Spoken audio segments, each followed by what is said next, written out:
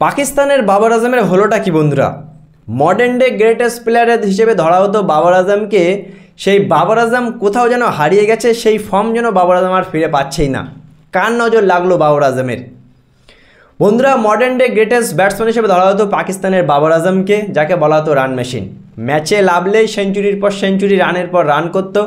এমনকি বহু দ্রুত গতিতে বিরাট কোহলির রানের রেকর্ডের কাছেও পৌঁছে যাচ্ছিল বাবর আজম।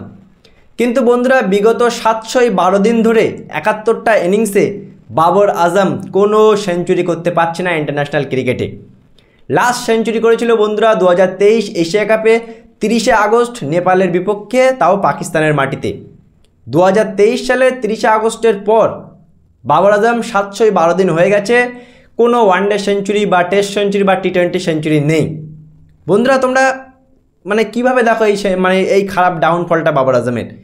শুধু কি এই ডাউনফলটা বাবর আজম কি খারাপ ব্যাটিং করছে, না তার উপর বেশি এক্সট্রা প্রেশার দিয়ে তার মেন্টালি পুরোপুরি ধ্বংস করে দিয়েছে? আমার তো মনে হয় বন্ধুরা, তার মেন্টালি ধ্বংস করে দিয়েছে।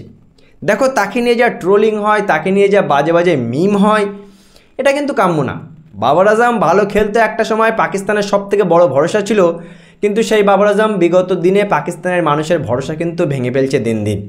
রিসেন্টলি পাকিস্তান টি20 দল থেকেও কিন্তু বাবর আজমকে বাদ দেওয়া হয়েছে। আর এই পেসার এমনিতেই বিগত 2 বছর ধরে সেঞ্চুরি করতে পারছিল না, ম্যাচে রান করতে পারছিল না, তাতে আবার তার টি20 দল থেকেও বাদ দেওয়া হয়েছে। সুতরাং ডবল প্রেশার।